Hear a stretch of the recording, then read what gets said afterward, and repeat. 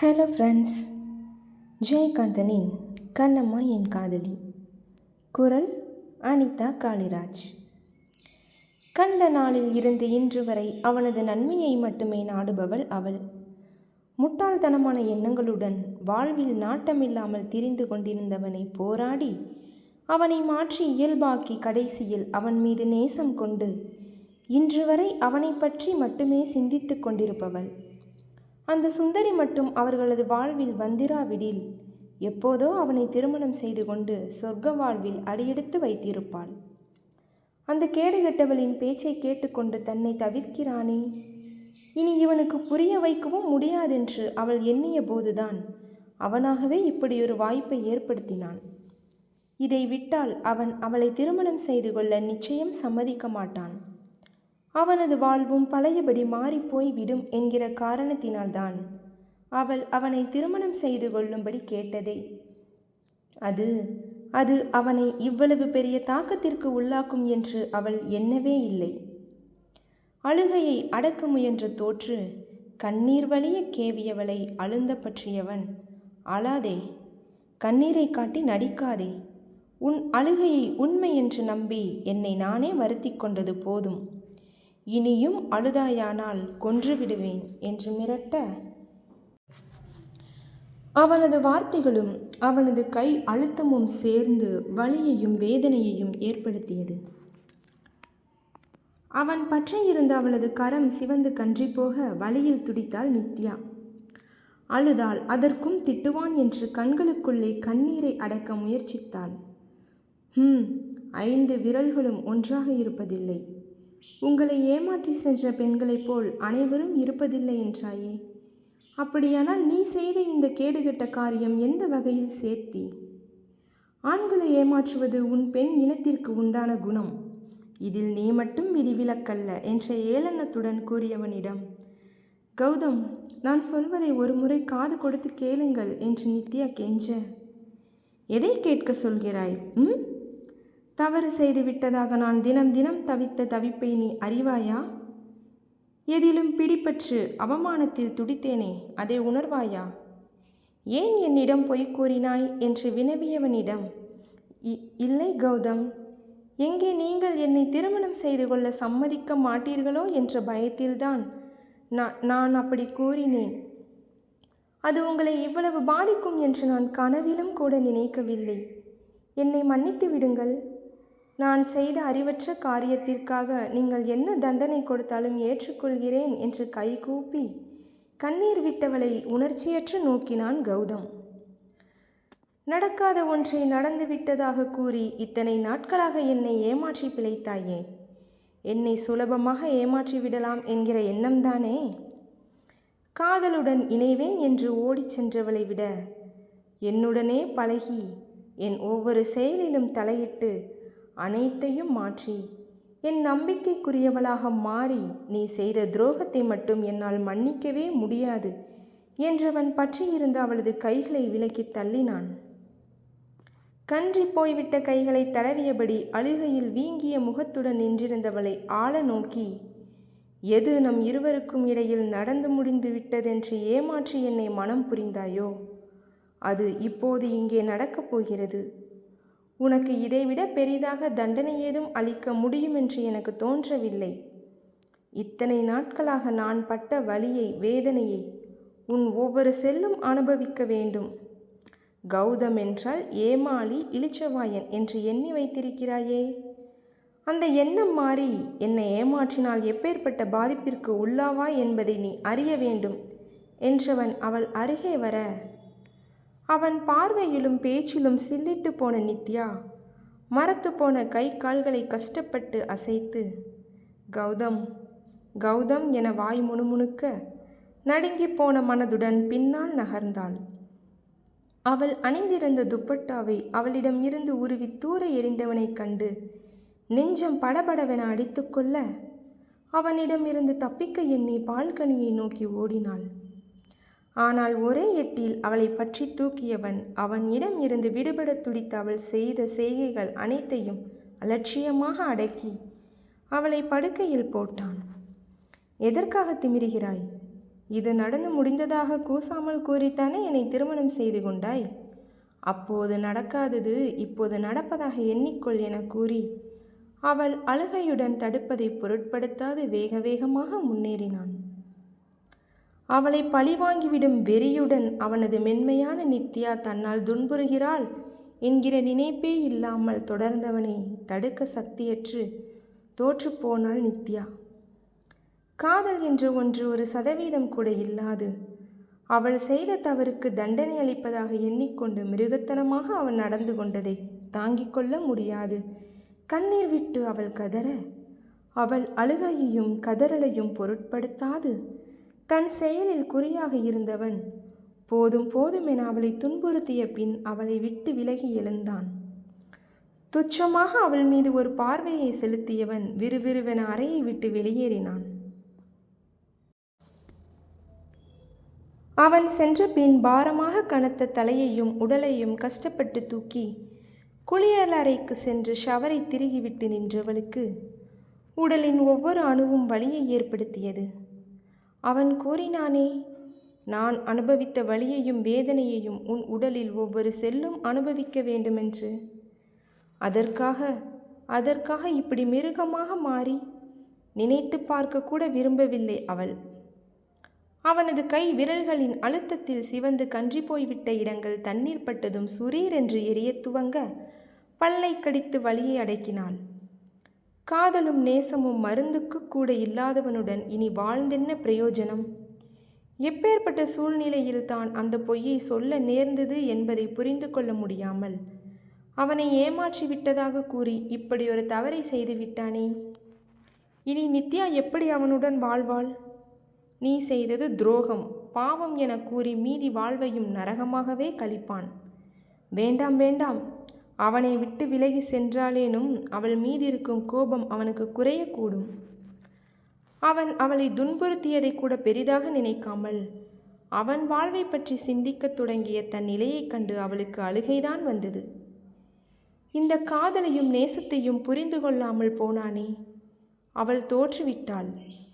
என்ன காரணத்திற்காக இந்தியாவிற்கு வந்தாளோ அதில் தோல்வியை தழுவிவிட்டாள். அத்தையும் அப்பாவும் எவ்வளவு நம்பினார்களோ அவர்கள் நம்பிக்கையை பொய்ப்பிப்பது போல் அவள் தோற்றுவிட்டாள். கௌதமின் மனதை மாற்றி வாழ்வின் மீது பிடிப்பை ஏற்படுத்தி அவனது வாழ்வை மீட்டு கொடுத்து விட்டதாக அவள் இருமாந்திருந்தது பொய்யாகி போனது. அவன் பார்த்த பெண்களின் வரிசையில் அவளையும் சேர்த்து விட்டான். ஏன், அவர்களை விட கேவலமானவளாக எண்ணிவிட்டான். சத்தம் இல்லாமல் அழத் துவங்கியவள் ஷவரை நிறுத்திவிட்டு உடை மாற்றிக்கொண்டு வெளியே வந்தாள். சிவந்திருந்த உதடும் கன்னங்களும் நடந்து முடிந்த சம்பவத்தை மீண்டும் மீண்டும் ஞாபகப்படுத்த அழுகையுடன் அமர்ந்திருந்தாள். 2-3 நாட்களாக சரியாக சாப்பிடாததும் உணர்ச்சி கொந்தளிப்பிலும் வெகு நேரத்திற்கு முன்பு நடுங்க துவங்கியிருந்த உடல் இன்னமும் கூட தன் நடுக்கத்தை நிறுத்தாமல் இருந்தது. உதட்டை கடித்து நடுக்கத்தை கட்டுப்படுத்தியவள் அருகே இருந்த தண்ணீர் பாட்டிலை எடுத்து மடமடவென பருகினாள். கொஞ்சம் சமனடைந்து விட்ட மூளையுடன் யோசித்து முடிவு செய்து கையில் இருந்த பணத்தை எடுத்துக்கொண்டு தன் வீட்டிற்கு சென்றாள். அவளது நல்ல நேரம். எதிர் வீட்டை இன்னும் விஸ்வநாதன் காலி செய்யவில்லை. அன்று இரவு முழுவதையும் அங்கேயே கழித்தவள் விடிந்த பின் முந்தைய இரவு புக் செய்த விமானத்தில் நியூயார்க் பறந்தாள். இரவு உறங்க செல்லும் முன் தோட்டத்தில் நடப்பதை வழக்கமாக வைத்திருக்கும் விஸ்வநாதன் அன்றும் அதேபோல் வெளியே வந்தவர் அங்கே வாசல் கதவை திறந்து கொண்டு இந்த உடலும் சுமை என்பது போல் சக்தியற்று கலையிழந்த முகத்துடன் எப்போதும் குடிகொண்டிருக்கும் புன்னகையும் குறும்பும் சுத்தமாக மறைந்து போய் பொலிவற்று நடந்த மகளைக் கண்டு இதயம் ஒரு நிமிடம் துடிப்பதை நிறுத்திவிட்டது அவளுக்கு. நித்துமா என்ற தந்தையின் குரல் ஒலித்ததும் நின்றுவிட்டவள் உதடு துடிக்க மூக்கு விடைத்து அழுகையில் சிதற அப்பா என்று ஓடி வந்து அணைத்து கொண்டாள்.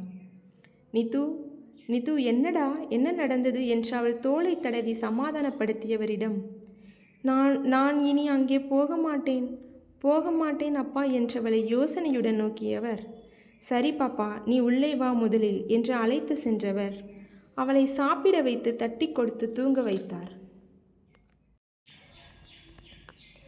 பூஞ்சோலையில் பசுமையான மரங்களுக்கிடையில் கொடியினால் கட்டப்பட்ட ஊஞ்சலில் உன் அருகே நான் அமர்ந்திருந்த அந்த ஏகாந்த வேளை என் உயிர் பிரியும் வரை மறவாது கண்ணா. ஆயிற்று. நித்யா நியூயார்க் திரும்பி இன்றோடு முழுதாக 6 மாதங்கள் கடந்துவிட்டது. இந்தியாவில் இருந்து இங்கே வந்து சென்ற அன்று அழுகையுடன் விஸ்வநாதனின் தோள் சாய்ந்தவளை அவர் சமாதானப்படுத்தி சாப்பிட வைத்து உறங்க செய்தார். அவரது முகத்தில் இருந்தே தெரிந்தது அவள் பல நாட்களாக உண்ணாமலும் உறங்காமலும் இருக்கிறாள் என்பது. அதன் பின் வந்த நாட்களை அவள் அமைதியாக கழிக்க என்ன நடந்ததென்று கேட்டு கேட்டு விஸ்வநாதன் சோர்ந்து போனதுதான் மிச்சமாகி போனது. அவள் வாயை திறப்பதாக இல்லை. யாருடனும் அதிகம் பேசுவதில்லை. முன்போல் நடையில் ஒரு துள்ளலும், நாள் முழுக்க அவளுடன் ஒட்டி கொண்டிருக்கும் உற்சாகமும், வம்பு செய்து சிரிக்கும் குணமும், பதிலுக்கு பதில் சண்டையிடும் இயல்பும் மாறிப்போய் எங்கோ வெறித்த பார்வையுடன் வாழ்வை இழந்தவள் போல் உயிர்ப்பில்லாமல் இருந்தாள். இன்னும் சில நேரங்களில் கட்டிலில் குப்புற விழுந்து எதையோ நினைத்து கொண்டு தேம்பி தேம்பி ஆள ஆரம்பித்து விடுகிறாள். பித்து பிடித்தவள் போல் தெரிந்தவளை விஸ்வநாதன் தான் அருகில் இருக்கும் குழந்தைகள் பள்ளிக்கூடத்திற்கு ஆசிரியராக செல்லுமாறு வலியுறுத்தினார். அங்கே வேலைக்கு சென்ற பின் ஓரளவு நல்ல மாற்றம் தெரிந்தது அவளிடம். முன்போல் வெறித்த பார்வையுடன் திரிவதை விடுத்து அவ்வப்போது குழந்தைகள் செய்யும் சேட்டைகளைக் கண்டு முறுவலித்தாள். தோற்றத்திலும் உடல் நலத்திலும் அக்கறையில்லாமல் இருந்தவள் இப்போது வேலை தவறாமல் சாப்பிடுகிறாள். இவை அனைத்தையும் கண்ட விஸ்வநாதனுக்கு மனம் வலித்தது. தானே தன் பெண்ணின் வாழ்வை அழித்துவிட்டதாக எண்ணி தினம் தினம் வருந்தினார். கல்லூரியில் இருந்து வீடு திரும்பியதும் தந்தையை கட்டிக்கொண்டு செல்லம் கொஞ்சி திரியும் மகளின் அழகை காண முடியாது போனதைக் கண்டு கலங்கினார். தினம் 4-5 சிறுவர்களுடன் ஓடி விளையாடி திரிந்தும் நண்பர்களுடன் ஆடிப்பாடி கூத்தடித்து கொண்டும் சுதந்திர பறவையாக கவலையின்றி மகிழ்ச்சியாக இருந்தவள் இன்று சிறகொடித்து கிடப்பதை காண சகிக்காமல் உள்ளுக்குள் வருந்தினார். ஆனாலும் எதையும் வெளிக்காட்டிக் கொள்ளாமல் அவள் விரும்பும் விஷயங்கள் அனைத்தையும் செய்தார். அவளது நண்பர்களை வரவழைத்தார். ஷாப்பிங் அழைத்து சென்றார். அவளுடன் விளையாடினார், ஆடினார், பாடினார். ஆனால் இவை அனைத்திற்கும் சின்ன புன்னகை சிந்தினாலே தவிர எதிலும் கலந்து கொள்ளவே இல்லை. பாவி, படுபாவி, எப்படி இருந்த பெண்ணை இப்படி மாற்றிவிட்டானே. அவனது வாழ்வு சிறக்க வேண்டும் என்று அவனை தேடி சென்று நல்லது செய்தாளே. கடைசியில் அவளுக்கு இந்த நிலைமைதானா வரவேண்டும் என்று நினைத்தவருக்கு 6 மாதங்களுக்கு முன்பு நித்யா வீடு வந்து சேர்ந்த நாள் நினைவிற்கு வந்தது. எவ்வளவோ முயற்சித்தும் தான் திரும்பியதற்கான காரணத்தை அவள் கூற மறுத்த வேளை நித்யாவை காணவில்லை என்று பதறி தமையனுக்கு போன் செய்தார் வசந்தி. அன்று அவளை வெறுப்புடன் நோக்கிவிட்டு எழுந்து சென்ற கௌதம் இரவு முழுவதையும் காரில் ஊரை சுற்றியே கழித்தான். கோபமும் மாத்திரமும் இன்னமும் அடங்காமல் இருந்தது. கண்களை மூடினால் அழுகை நிறைந்த முகத்துடன் உதட்டில் வழிந்த இரத்தத்தை துடைத்த நித்யாவே வந்து நின்றாள். தான் செய்தது சரியா தவறா என்று கூட புரியாத மனநிலையில் வண்டியின் வேகத்தை அதிகரித்து செலுத்தியவன் எதிரே வந்த லாரியின் மீது மோதி கடற்கரை மணலில் சென்று விழுந்தான். அருகில் இருப்போர் அவனை பற்றி எழுப்பி தண்ணீர் கொடுக்க அவனுக்கோ இந்த விபத்தில் உயிர் போயிருக்க கூடாதா என்றே தோன்றியது. அவள் தன்னை ஏமாற்றி மனம் புரிந்ததாக மனம் ஒரு கோபத்தில் கொந்தளித்தாலும் இன்னொரு மனமோ இத்தனை நாட்களாக என்ன செய்து விட்டோம் என்று வருந்தினாயோ, அந்த கொடுமையை அவளுக்கு செய்துவிட்டு வந்திருக்கிறாயே முட்டாள் என்று அவனை சாடியது.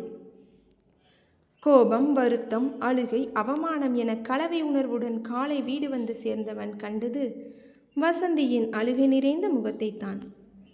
கௌதம் நித்யாவை காணவில்லை. எல்லா இடத்திலும் தேடி பார்த்து விட்டேன் என்று பதற முகம் இறுக தலை குனிந்தவன், என்னை ஏமாற்றிய பாவத்திற்காக அவளே தொலைந்து விட்டாள் என சந்தோஷப்பட்டு கொள்கிறேன் என்று கூறிவிட்டு விறுவிறுவென தன் அறைக்கு சென்று விட்டான். அவன் கூறிய பதிலை கேட்ட வசந்தி திகைத்து பின் அழுகையில் குலுங்கினார். நன்றாக இருந்த பெண்ணை என் மகனது வாழ்வை மாற்றவா தாயி என நியூயார்க்கில் இருந்து இந்தியா வர வைத்து கடைசியில் அவளது வாழ்வை கெடுத்து அனுப்பி வைத்து விட்டோமே.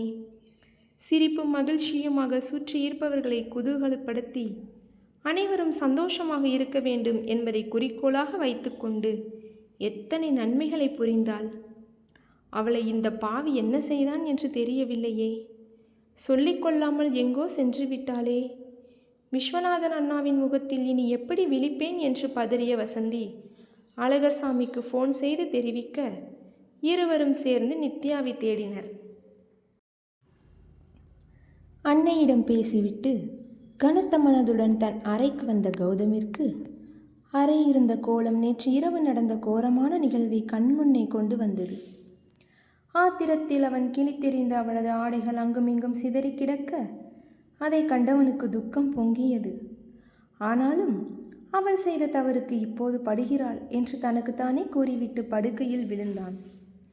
அவளது தலையணையில் இருந்து புறப்பட்ட அவளது வாசம் நெஞ்சை கசக்கி பிழிய அவனை அறியாமலே கண்களில் இருந்து கண்ணீர் வழிந்தது அவனுக்கு.